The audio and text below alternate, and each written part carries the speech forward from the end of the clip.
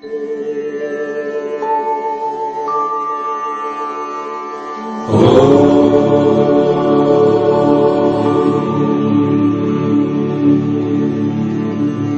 நம. அனைவருக்கும் வணக்கம். உமையொரு பாகன் யூடியூப் சேனலுக்கு உங்களை அன்போடு வரவேற்கிறேன். இன்னைக்கு என்னோட ஆசிரியருடைய பிறந்த நாள். இந்த நல்ல நாள்ல இந்த யூடியூப் சேனல் தொடங்குவதில் பெருமைப்படுகிறேன். என்னோட ஆசிரியர் பெயர் முனைவர் கோவே நடராஜன் ஐயா அவர்கள். அவர்களுடைய பாதம் தொட்டு வணங்கி இந்த யூடியூப் சேனலை தொடங்குகின்றேன். என்னுடைய சைவ சித்தாந்த குரு முனைவர் வி ஜெயபால் ஐயா அவர்கள். அவர்களுடைய பாதம் தொட்டு வணங்கி என்னுடைய உரையை தொடர்கின்றேன். இந்த யூடியூப் சேனலுக்கு உங்களுடைய ஆதரவு கிடைக்கும் என்ற நம்பிக்கையுடன் உங்கள் லட்சுமி. முருகப்பெருமான் அவ்வை பாட்டி கிட்ட ஒரு சந்தேகம் கேட்டிருக்காரு. அது என்னன்னா, இந்த உலகத்திலேயே எது ரொம்ப பெரியது அப்படின்னு ஒரு சந்தேகம் கேட்டிருக்காரு. உலகத்திலேயே ரொம்ப பெரியது எதுன்னு அவ்வை என்ன சொன்னாங்க தெரியுமா? தொண்டர்தம் பெருமை சொல்லவும் பெரிதே அப்படின்னு சொல்லியிருக்காங்க. அப்போ தொண்டர்களுடைய பெருமை தான் இந்த உலகத்திலே பெருசு. ஏன்னா இறைவன் தொண்டர் உள்ளத்து ஒடுக்கம், அதனாலதான் தொண்டர்கள் ரொம்ப பெரியவர்கள். அப்படிப்பட்ட தொண்டர்களின் பெருமை பேசும் பெரிய புராணத்தை பத்தி தான் அடுத்தடுத்த வீடியோக்கள்ல நம்ம பார்க்க போறோம். ஒவ்வொரு நாயன்மார்களா பார்க்கலாம். மொத்தம் 63 நாயன்மார்கள் இருக்காங்க. ஒவ்வொரு வீடியோல ஒவ்வொருத்தரை பத்தி பார்க்கலாம். நம்ம தமிழ் மொழிக்கு கிடைத்த பெரிய பொக்கிஷன்னே இதை சொல்லலாம். ஏன்னா தமிழ் மொழியிலேயே தோன்றிய நூல் தான் பெரிய புராணம். நம்ம பல பிறவிகள்ல செஞ்ச புண்ணியத்தின் பயனாதான் இந்த பெரிய புராணத்தை படிக்க முடியும், பார்க்க முடியும், கேட்க முடியும். அதனால அப்படிப்பட்ட புண்ணியத்தை நமக்கு கொடுத்த இறைவனுக்கு நன்றி சொல்வோம். சரியா? அடுத்தது, இந்த பெரிய புராணத்தோட கதை தலைவர் யாருன்னு பாத்தீங்கன்னா சுந்தரர் தான். ஏன்னா அவர் இதுக்கு முன்னாடி திருத்தொண்ட தொகையின் ஒரு நூல் எழுதியிருக்காரு. அதுல 60 நாயன்மார்களை பத்தி அவர் சொல்லியிருக்காரு. அவர் சொல்லாத 3 நாயன்மார்கள் யார சொல்லியிருக்காரு சேக்கலாருனால யோசிக்கிறீங்க? அது வேற யாரும் இல்ல, சுந்தரர் தான். அவரை பத்தியோ அவருடைய தாய் தந்தையர் பத்தியோ அவரு திருத்தொண்ட தொகையில சொல்லல. பின்னாடி சேக்கிலார் என்ன பண்ணாருன்னா, அவங்க 3 பேரையும் சேர்த்து மொத்தம் 63 நாயன்மார்கள், அதோட சேர்ந்து 9 தொகையடியார்கள், மொத்தம் 72 பேர் இந்த பெரிய புராணத்துல சொல்லியிருக்காங்க. அந்த தனியடியார்கள் 63 பேர் இருக்காங்களா, அவங்க ஒவ்வொருத்தரா பத்தி நம்ம தொடர்ச்சியா பார்க்கலாம். இதுல முதல்ல வர்ற தனியடியார் யாருன்னு பாத்தீங்கன்னா சுந்தரர். இப்படிதான் தன்னுடைய திருத்தொண்ட தொகையில எழுதியிருக்காரு. என்னன்னா, தில்லைவாழ் அந்தனர் தம் அடியாருக்கும் அடியேன், திருநீல கண்டத்து புயவனாருக்கு அடியேன், இல்லையே எண்ணாத இயற்பகைக்கு அடியேன் அப்படின்னு ஒவ்வொரு அடியாருக்கும் அடியேன் அடியேன்னு சொல்லியிருக்காரு. இதுல நம்ம முதல்ல பார்க்க போற தனியடியார் யாருன்னா திருநீலகண்டத்து புயவனார். ஏன் திருநீலகண்டத்து புயவனாருன்னு அவர் செய்யற தொழில அவர் பேரோடு சேர்த்து சொல்லியிருக்காருன்னு பாக்குறீங்க. ஏன்னா 63 நாயன்மார்கள்ல 2 திருநீலகண்டர் வர்றாரு. 2 பேருக்கும் வேற்றுமைப்படுத்தி காட்டணும் இல்லையா? அதனாலதான் திருநீலகண்டத்து புயவனார் அப்படின்னு சொல்லிட்டு நம்ம சுந்தரர் சொல்லியிருக்காரு. இதுல முதல்ல வர திருநீலகண்டத்து புயவனார் எங்க பிறந்தாரு தெரியுமா? நம்ம தில்லையில தான் பிறந்தாரு. தில்லையோட தனி சிறப்பு என்னது? வேற யாரு? நம்மளுடைய நடராஜர் ஐயா அங்க இருக்கிறதுதான் தில்லையோட தனி சிறப்பு. 5 தொழில் செய்யறவர் இல்லையா? அப்போ அப்படிப்பட்ட சிறப்பு வாய்ந்த அந்த தில்லையில் பிறந்தவர் தான் திருநீலகண்ட நாயனார். இவர் தினமும் நடராஜரை போய் தரிசனம் பண்ணிட்டு அதுக்கப்புறம் வீட்டுக்கு வந்துதான் மண்பாண்டம் தொழில் செய்வாரு. அப்படி மண்பாண்டங்கள் தயாரிக்க முன்னாடி முதல்ல என்ன பண்ணுவாரு அவரு அப்படின்னு பாத்தீங்கன்னா, ஒரு சின்ன திருவோடு செஞ்சு வச்சுட்டு தான் மண்பாண்டத்தை செய்ய தொடங்குவாரு. எதுக்காக அப்படின்னு தானே பாக்குறீங்க? அந்த திருவோட நம்மளுடைய சிவனடியார்களுக்கு அன்பாக அன்பளிப்பாக கொடுப்பார். அதுக்கப்புறம் தான் அவரு மண்பாண்டமே செய்வார். இப்படிப்பட்ட திருநீலகண்டர் ஒரு நாள் நடராஜரை போய் தரிசனம் பண்ணிட்டு வந்துட்டு இருக்காரு. வரும்போது அவர் எந்த வழியா வந்தாருன்னா, ஒரு பொது மகளிர் வீட்டு வழியா வந்துட்டு இருந்திருக்காரு. அந்த அம்மா என்ன பண்ணிருக்காங்க அவங்க வீட்டுல அப்படின்னா, ஒரு எச்சில் பாத்திரத்தை கழுவி வெளியே ஊத்திருக்காங்க. அந்த தண்ணி போய் நம்ம திருநீலகண்ட நாயனார் மேல பட்டுருச்சு. அதனால அந்த அம்மா பொதுமகளிர் அப்படி ரொம்ப பதறிட்டாங்க. என்னடா இப்படி அவர் மேல தண்ணி ஊத்திட்டோமேன்னு சொல்லிட்டு அவர்கிட்ட மன்னிப்பு கேட்டுட்டு அவரை உள்ள அழைச்சிட்டு போய் சந்தனத்தால நீராட்டி நல்ல ஆடைகளை கொடுத்துருக்காங்க. நம்ம திருநீலகண்டருடைய மனது இந்த இடத்தில் சிறியதாக தவறிவிட்டது. சரியா? இதனை அறிந்த அவருடைய மனைவியார், திருநீலகண்டருடைய மனைவியா இருக்காங்களா, அவங்க இந்த விஷயத்த கேள்விப்பட்டாங்க. கேள்விப்பட்டதுக்கு அப்புறமா, அதாவது பரத்தையரோடு இணைந்த தன்னுடைய கணவரை அவர் மனதால் மிகவும் நொந்தார். ஏன் அப்படின்னா, எல்லாரும் நோவக்கூடிய விஷயம் தானே. அவங்க என்ன நினைச்சாங்க அப்படின்னா, யாரு நம்ம திருநீலகண்டருடைய மனைவியார் வீட்டுல எந்த சத்தமும் போடல, எந்த சண்டையும் போடல. அதுக்கு பதிலா என்ன பண்ணிருக்காருன்னா, அவருக்கு என்னென்ன பணிவிடைகள் செய்யணுமோ அந்த பணிவிடைகளை எல்லாம் கரெக்டா திருநீலகண்டத்து நாயனாருடைய மனைவியார் செஞ்சிருக்காங்க. ஆனா முகத்தை தூக்கி வச்சுட்டு இருந்திருக்காங்க. ஆனா இத நம்ம திருநீலகண்ட நாயனார் கண்டுபிடிச்சிட்டாரு. அவருடைய ஊடலை தணிப்பதற்காக எண்ணினார். ஆனா அவங்க மனைவியார் எம்மை தீண்டிவீராயின் திருநீலகண்டம் அப்படின்னு சொல்லிட்டாரு. அதாவது திருநீலகண்டத்து ஆணையாக நீர் எம்மை தொடக்கூடாது அப்படின்னு சொல்லிட்டாங்க. இதை கேட்டதும் என்ன பண்ணாரு நம்ம திருநீலகண்ட நாயனார்? ஏதாவது கோவப்பட்டாரா? இல்ல, ரொம்ப அதிர்ச்சியானாரு. அதுக்கப்புறம் மனசுக்குள்ள நம்ம செஞ்ச தப்புக்கு இதுதான் இறைவன் தண்டனை கொடுத்திருக்காரு அப்படின்னு நினைச்சு மனசு தேத்திக்கிட்டாரு. அந்த அம்மா என்ன சொன்னாங்க? எம்மை தீண்டுவீராயின் திருநீலகண்டம். எம்மை சொன்னாங்களா பண்மையில. அதனால இனிமே மனதால மனைவியையும் தீண்டக்கூடாது, மற்ற எந்த பெண்களையுமே தீண்டக்கூடாது அப்படின்னு ஒரு முடிவுக்கு வந்தாரு. யார் வந்தாரு? நம்மளுடைய திருநீலகண்ட நாயனார் அந்த முடிவுக்கு வந்தாரு. சரி, இவங்களுடைய பிரச்சனை இப்படி போய்கிட்டு இருக்கு இல்லையா? இது அவங்க அக்கம் பக்கத்துல எங்கேயாவது சொன்னாங்களான்னு தானே பாக்குறீங்க. ஒரு பக்கம் சொல்லவே இல்லை, யார்கிட்டையும் சொல்லல.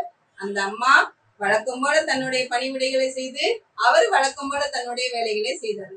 இப்படியே நாட்கள் பல உருண்டோடின. இப்படி நாள் போய்கிட்டு இருக்க விடுவாரா? யாரு விடுவாரு? நம்ம சிவனார் விடுவாரா? விடவே மாட்டாரு. அந்த இடத்துலதான் என்ன பண்ணுவாரு? சோதனையை கொடுப்பாரு. சிவனை யாரெல்லாம் கை எடுக்கீங்களோ நானே எடுக்கிறேன் என்ன, அப்படி கை எடுக்கும் போது அவர் நமக்கு நிறைய சோதனைகளை கொடுப்பாரு. ஆனா அந்த சோதனையோட முடிவுல என்னத்தை கொடுப்பாரு? பெரிய சாதனை நமக்கு கிடைக்கும். அதனாலதான் சோதனை கடவுள் தான் அவரு, இல்லைன்னு சொல்லல. ஆனா நமக்கு சாதனை கிடைக்கும். அதனாலதான் பாத்தீங்கன்னா திருநீலகண்டரை சோதிக்க எண்ணினார். ஏன்னா இந்த பிரச்சனை வெளியே யாருக்குமே தெரியாம இருக்கு இல்லையா? எவ்வளவு பெரிய ஒரு சாதனை இது. அதனால இத வெளியே சொல்றதுக்காக அவர் என்ன பண்ணாருன்னா, யாரு? நம்மளுடைய சிவனார் என்ன பண்ணாருன்னா, ஒரு கிழவனார் சிவயோகி வேடத்துல வந்திருக்காரு. இங்க நம்ம திருநீலகண்ட நாயனாரை பார்க்க வந்திருக்காரு. வந்த உடனே திருநீலகண்ட நாயனார் என்ன சொன்னாருன்னு பாத்தீங்கன்னா, அவர் எல்லாரையும் வாங்கன்னு உபசரிப்பாரு நல்லா. ஆனா இவர் யாரு? சிவயோகி. சிவயோகி வேடத்துல வந்த நம்ம சிவனார் அவரை வரவேற்று உபசரித்து அமர வைத்து அவருக்கு வேண்டிய பணிவிடைகளை நம்ம திருநீலகண்டர் செஞ்சாரு. அதுக்கப்புறம் என்ன பண்ணாருன்னு பாத்தீங்கன்னா, ஐயா தங்களுக்கு அடியேன் செய்ய வேண்டுவது என்ன அப்படின்னு கேட்டிருக்காரு நம்ம திருநீலகண்டர். அதுக்கு சிவயோகி நான் ஒரு திருவோடு கொண்டு வந்திருக்கேன். அந்த திருவோடு ரொம்ப ரொம்ப முக்கியமான திருவோடு. ஏன் அப்படின்னு கேட்டுட்டேன்னா, அந்த திருவோட்ல எந்த பொருளை வச்சாலும் அந்த பொருள் சுத்தமா ஆயிரும், அதாவது தூய்மையா ஆயிரும், அதோட கெட்ட பண்புகள்லாம் போயிரும் அப்படின்னு சொல்லிட்டு நம்ம சிவயோகி சொல்லியிருக்காரு. யாரு சிவயோகி? யாரு? நம்ம சிவனார். அவர் ஐயா என்கிட்ட இதே மாதிரி நிறைய திருவோடு இருக்கு, உங்ககிட்ட இருக்கியா திருவோடு? இந்த திருவோடு அதோட ரொம்ப நல்ல திருவோடு. இத நீ பத்திரமா வச்சிருக்கணும். எப்படி வச்சிருக்கணும்? பத்திரமா வச்சிருக்கணும். நான் போயிட்டு வெளியூர் பயணம் முடிச்சுட்டு கொஞ்ச நாள் கழிச்சு உங்ககிட்ட கேட்பேன். அப்படி கேட்கும்போது நீ என்ன பண்றன்னா, இந்த திருவோட என்கிட்ட திரும்ப தரணும் அப்படின்னு சொல்லிட்டு நம்ம சிவனார், அதாவது சிவயோகி அந்த இடத்துல இருந்து கிளம்பிட்டாரு. அப்படி கொஞ்ச நாள் போய்கிட்டே இருக்கு. இவங்க ரெண்டு பேருக்கும் வயசாயிருச்சு. யார் ரெண்டு பேருக்கும்? நம்ம திருநீலகண்ட நாயனாருக்கும் அவங்களுடைய மனைவியாருக்கும் வயதாகி விட்டது. அவர்கள் செய்த சத்தியம் சத்தியமாகவே இருந்தது. அதை என்னாலும் காப்பாற்றி கடைபிடித்து வந்தார் நம்மளுடைய திருநீலகண்ட நாயனார். அப்போ திரும்ப மறுபடியும் நம்மால் வந்தாரு. யாரு நம்மாளு? சிவனார். சிவயோகி வேடத்துல வந்தாரா? அவரு வந்துட்டாரு. வந்து, ஐயா நான் என்னுடைய திருவோட நான் கொடுத்துட்டு போயிருந்தேனே, அத வெளியே எடுத்து கொடுங்க அப்படின்னு சொல்லி கேட்டாரு. இவரு அந்த திருவோட பத்திரமா பெட்டியில வச்சு பூட்டி வச்சாரு. யாரு? நம்ம திருநீலகண்டர். அவர் வந்து திருவோட கேட்ட உடனே அவர் போய் தேடி எல்லா பக்கம் பார்த்திருக்காரு. பெட்டியில எல்லாம் பார்த்திருக்காரு. பெட்டியில இருக்குமா? திருவோடு இருக்குமா? பெட்டியில இருக்காது. ஏன்னா இங்க சோதனை நடந்துகிட்டு இருக்கு அவருக்கு. யாருக்கு? நம்ம திருநீலகண்டருக்கு சிவன் சோதனை வச்சிட்டு இருக்காரு. அப்போ எப்படி பெட்டியில இருக்கும்? அதனால பெட்டியில திருவோட காணும். அதை கண்டு பதறி போனாரு நம்ம திருநீலகண்ட நாயனார். அவர்கிட்ட போயிட்டு, ஐயா மன்னிச்சிருங்க சாமி, நான் திருவோட வச்ச இடத்துல காணல. திருவோடு எங்க போச்சுன்னு எனக்கு தெரியல அப்படின்னு சொல்லிட்டு அவரை அமர வச்சு கொஞ்சம் தண்ணி கொடுத்து ஆசுவாசப்படுத்தலாமா அப்படின்னு நம்ம திருநீலகண்ட நாயனார் வந்து பார்க்கும்போது, சிவயோகி வந்து சும்மா விடுவாரா?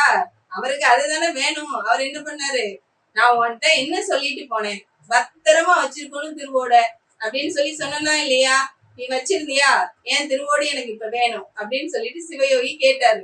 அதுக்கு நம்மளுடைய நீலகண்ட நாயனார் என்ன சொன்னாரு? ஐயா என்கிட்ட நிறைய திருவோடு இருக்கு. நான் உங்களுடைய திருவோட்டுக்கு பதிலா இன்னும் நிறைய நாளும் தரேன். மன்னிச்சிருங்க சுவாமி, வாங்கிட்டு போங்க சாமி, கோவப்படாதீங்கன்னு சொன்னாரு. விடுவாரா? நம்ம சிவயோகி விடுவாரா? விடவே இல்லை. என்ன பண்ணாரு? எனக்கு ஏன் திருவோடு தான் வேணும், இப்பவே வேணும், எடு அப்படின்னு சொன்னாரு. இவரு எங்கெல்லாமோ தேடி பார்த்துட்டு, ஐயா அது கிடைக்கவே இல்லையா அப்படின்னு சொல்லவும், அப்போ நீ என்ன பண்ணிருக்கன்னா, என்னுடைய திருவோட நீ களவாடி எங்கேயோ மறைச்சு வச்சுட்ட. அதுல எந்த பொருளை வச்சாலும் தூய்மையாகும் நான் சொன்னேன் இல்லையா? அதனாலதான் நீ அதை மறைச்சு வச்சிருக்க அப்படின்னு சொல்லிட்டு நம்ம சிவயோகி சொன்னாரு. இத கேட்டதும் பதறி போன நம்ம திருநீலகண்ட நாயனார் என்ன பண்ணியிருக்காரு? ஐயா எந்த பொருளையும் களவாட வேண்டும் என்ற நோக்கம் கூட எனக்கு கிடையாது. அப்படிப்பட்ட எண்ணம் எனக்கு கனவுலையும் வராதுங்க ஐயா அப்படின்னு சொல்லியிருக்காரு. இதனால கோவப்பட்ட நம்ம சிவயோகி என்ன பண்ணியிருக்காரு? பஞ்சாயத்தை போய் கூட்டிட்டாரு. பஞ்சாயத்துல யார் இருந்தாங்கன்னு பாத்தீங்கன்னா நம்மளுடைய தில்லைவாழந்தனர்கள் இருந்தாங்க. அவங்க கிட்ட போய் முறையிட்டு இருக்காரு. இவர் வந்து என்னுடைய திருவோட வாங்கி வச்சாரு, இப்போ இல்லைன்னு சொல்றாரு, எனக்கு ஏன் திருவோடு வேணும் அப்படின்னு அந்த தில்லைவாழந்தனர்கள் வந்து திருநீலகண்ட நாயனார்ட்ட என்ன சொல்லியிருக்காங்க? ஐயா அவருடைய திருவோட எடுத்து கொடுத்துருங்க ஐயா, அவர் அதெல்லாம் போக மாட்டாரு போல, கொடுங்க அப்படின்னு சொல்லியிருக்காரு. நீங்க நல்லவர் தானே, உங்கள்கிட்ட எவ்வளவு திருவோடு இருக்கு, அவரோட திருவோட என்ன பண்ணீங்கன்னு, ஐயா நான் வச்சிருந்தேன், இப்போ காணாம போயிருச்சு, நான் என்ன பண்ணட்டுங்கய்யா எனக்கே தெரியல அப்படின்னு என்ன செய்யறதுன்னு எனக்கு தெரியும் அப்படின்னு யார் சொன்னா? நம்ம சிவனார் சொல்லியிருக்காரு. அவருக்கு தானே எல்லாமே தெரியும். எல்லாம் அறிந்தவன் யாரு? நம்மளுடைய சிவனார் தான். அதனால அவர் சொன்னாரு, என்ன செய்யணும்னு எனக்கு தெரியும். நான் என்ன சொல்றேன்னா, நீ வந்து உன்னோட பையனை கூட்டிட்டு வந்து இந்த குளத்துல இறங்கு, அதுல முங்கி எந்திரி, உன் பையன் கைய பிடிச்சுக்கோ, அப்பதான் அப்படி சொல்லி சத்தியம் பண்ணி, அப்பனா நான் உன்னைய நம்புவேன் அப்படின்னு யார் சொன்னா? நம்ம சிவயோகி. சிவயோகி அப்படின்னு நான் சொல்லும் போது சிவனாரத்தான் சொல்றேன், சரியா? அப்போ அவர் நேர வீட்டுக்கு போயிருக்காரு. வீட்டுக்கு போயிட்டு அவருடைய மனைவி அழைச்சிட்டு வந்திருக்காரு நம்ம திருநீலகண்ட நாயனார். ஐயா எனக்கு குழந்தைங்க வந்து கிடையாது, என்னுடைய மனைவி தான் இருக்காங்க, நானும் அவங்களும் வேணா இறங்கி சத்தியம் பண்றோம் குளத்துல அப்படின்னு. அப்படியா? இந்த வழியை தான் நான் எதிர்பார்த்து காத்திருந்தேன்னு மனசுக்குள்ள சிரிச்சுக்கிட்டு, அப்படியாப்பா சரி 2 பேரும் கையை பிடிச்சிட்டு போய் குளத்துல இறங்கு அப்படின்னு சொல்லி யார் சொல்லியிருக்கா? நம்மளுடைய சிவனார் வந்து சொல்லியிருக்காரு. அவங்க 2 பேரும் கைய பிடிப்பாங்களா? பிடிக்க மாட்டாங்க. ஏன்? சின்ன வயசுலயே பண்ண சத்தியம். சத்தியம் வந்து பண்ணி கொடுக்கறது அப்படிங்கிறது முக்கியம் கிடையாது. அந்த செய்த சத்தியத்தை என்னைக்கும் நம்ம காப்பாத்துறது தான் முக்கியம். தெரிஞ்சுக்கோங்க, நம்ம சொல்ற ஒவ்வொரு வார்த்தையும் சத்தியமா தான் இருக்கணும். வார்த்தைகள் வந்து மாறி மாறி மாறி மாறி பேசும்போது வாக்கு மாறுது. அப்போ சத்தியம் வந்து எதுக்காக? நம்மளுடைய நல்ல குணத்தை கடைபிடிச்சு காப்பாத்தணும் அப்படிங்கிறதுக்காகத்தான் சத்தியத்தை காப்பாத்துறது. அவங்க என்ன பண்ணாங்க? சத்தியத்தை காப்பாத்துறதுக்காக ஒரு மூங்கில் தண்டை எடுத்துட்டு வந்தாரு. யாரு? நம்ம திருநீலகண்ட நாயனார். மூங்கில் தண்டை எடுத்துட்டு வந்து இந்த பக்கம் அந்த அம்மாவை பிடிக்க சொல்லிட்டு அந்த பக்கம் அவர் பிடிச்சிட்டு அந்த குளத்துல இறங்கி இங்க போயிருக்காரு. அப்போ விடுவாரா? யாரு நம்ம சிவனார் விடுவாரா? அவருக்கு என்ன இப்ப தேவைங்க? அந்த தேவையை அவர் முடிக்கதானே வந்திருக்காரு. அவர் என்ன சொல்லியிருக்காரு? நான் என்ன சொன்னேன்? 2 பேரும் கையை பிடிச்சிட்டு முழுங்கன்னு தானே சொன்னேன். தனித்தனியா என்ன இப்படி இடையில அவ்வளவு பெரிய தொடர்பு இல்லாம இருப்பீங்களா? கையை பிடிங்க 2 பேரும் குளத்துல முங்குங்க அப்படின்னு சிவயோகி வந்து சொல்லியிருக்காரு. அந்த ஒண்ணு தில்லைவாழாந்தனர்களும் என்ன சொல்லியிருக்காங்க? எப்பா நீதான் எடுக்கலையப்பா, சொல்லி வேலையை முடிச்சு விடுப்பா அப்படின்னு சொல்லியிருக்காங்க. ஆனா நம்ம திருநீலகண்ட நாயனார் அதுக்கப்புறமா தான் அவர் குடும்பத்துல இருக்க பிரச்சனையவே வெளியே சொல்லியிருக்காரு. என்னன்னா, ஐயா நானும் எனது மனைவியும் இந்த மாதிரி ஒரு சத்தியத்துக்கு கட்டுப்பட்டு இருக்கோம், 2 பேரும் ஒருத்தர் தொடுறது கிடையாது அப்படின்னு சொல்லி யார் சொல்லியிருக்கா? நம்மளுடைய திருநீலகண்ட நாயனார் சொல்லியிருக்காரு. இத வந்து கேட்டதும் அந்த தில்லைவாழ் அந்தணர்கள்ல இருந்து ஊர் பொதுமக்கள் வரை எல்லாருமே ஆடி போயிட்டாங்க. ஏன்னா ஒரு மனைவி இப்படி சத்தியத்துக்கு கட்டுப்பட்டு இருக்காங்க, கணவனார் அதுக்கு கட்டுப்பட்டு இருக்காங்கன்னா அவங்களுக்கு 5 புலன்களையும் அடக்குற சக்தி இவ்வளவுதானே இருக்கணும். அப்போ அந்த சத்தியத்தை நினைச்சு எல்லாரும் வந்து அப்படி அதிர்ச்சியா பாக்குறாங்க. இப்படி ஒரு சத்தியம் பண்ணி வாழ்ந்திருக்காங்களா இவங்க 2 பேரும்? யாருக்குமே தெரியாது, பக்கத்து வீட்டுக்கு தெரியாது, அடுத்த வீட்டுக்கு தெரியாது, நம்ம வீட்டுக்கு தெரியாது அப்படின்னு சொல்லிட்டு ஒருத்தருக்கு ஒருத்தர் பேசியிருக்காங்க. அப்பதான் வந்து இப்போ 2 பேரும் குளத்துல முங்கி இருந்தீங்க அப்படின்னு நம்ம சிவயோகி சொல்லியிருக்காரு. உடனே என்ன பண்ணிருக்காங்க? 2 பேருமே குளத்துல முங்கி இருக்காங்க. முங்கும் போது வயதானவர்களா முங்கினவங்க குளத்துல முங்கி எந்திரிக்கும் போது எப்படி இருந்துச்சிருக்காங்க? இளமையில சத்தியம் பண்ணாங்களா? அப்போ எந்த வயசுல இருந்தாங்க, எந்த உடையில இருந்தாங்க? அதே போல எந்திரிக்கும் போது அந்த சிறு வயசா 2 பேருமே எந்திரிச்சிருக்காங்க. அதனால வந்து எல்லாரும் பார்த்த உடனே ஆச்சரியப்பட்டு போனாங்க. என்ன இப்படி ஒரு குளத்துல முங்கி இப்படி எந்திரிச்சிட்டாங்க அப்படின்னு ஆச்சரியமா பார்த்துட்டு அந்த சிவயோகிய தேடி இருக்காங்க. சிவயோகி அங்க இருப்பாரா? யாரு கண்ணுக்கா தெரியவாரா? இல்ல, தெரியவும் இல்லை.